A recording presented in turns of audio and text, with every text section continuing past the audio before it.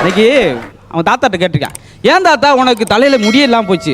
சும்மா இருடா பேராண்டி, நான் சின்ன பிள்ளையா இருக்கும்போது தலை நிறையா கொண்ட ஒரு அளவுக்கு எனக்கு முடி இருந்துச்சு.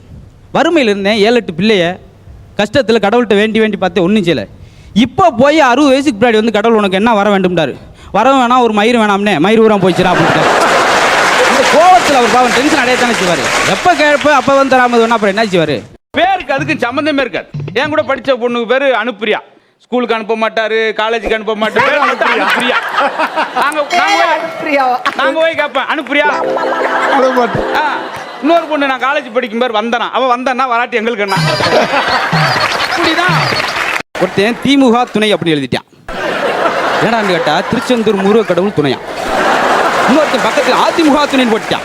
ஏடாண்டா அருள்முக திருச்செந்தூர் முருக கடவுள் துணை. இவனுக்கு அவன் குத்தா கொண்டு எல்லாத்தையும் ஜாயின் பண்ணி குழப்பிறாங்க. நம்மளுக்கு பயமா இருக்கு. இப்போ இல்லை பழம் வேணும் அப்படின்னு, ஒன்றா வேணுமா சீப்பாக வேணுமா? ஒன்று வேணும் ஆனால் சீப்பாக வேணும். அவன் ஒரு பழம் வேணும், அது சீப்பாக வேணும், அதில் எடுத்து இருப்பாரு. சரி அது என்னது? கொய்யாப்பழம் நல்லா இருக்குமா?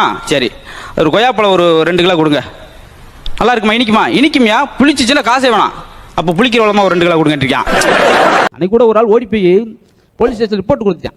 எங்கள் ஒய்ஃபை காணா, கண்டுபிடிச்சி கொடுங்க. கண்டுபிடிப்போம், பிரச்சனை இல்லை, அடையாளம் சொல்லுங்கள். நல்ல உயரம், நல்ல கலர், ஸ்ரீதேவி மாதிரி முக வெட்டு, அப்படியே கிளி மாதிரி மூக்கு. பக்கத்தில் இருந்த இவன் ஃப்ரெண்டுக்கு கோபமாகி போச்சு. ஏலே ஓம் பொண்டாட்டி வந்து காட்டு பன்றி மாதிரி கருப்பாக இருப்பான், எதுக்கு இவ்வளோ வர்ணிக்கிற? அம்மாறா அப்படியாவது ஒரு நல்ல ஒய்ஃபை கண்டுபிடிச்சி கொடுக்கட்டும்.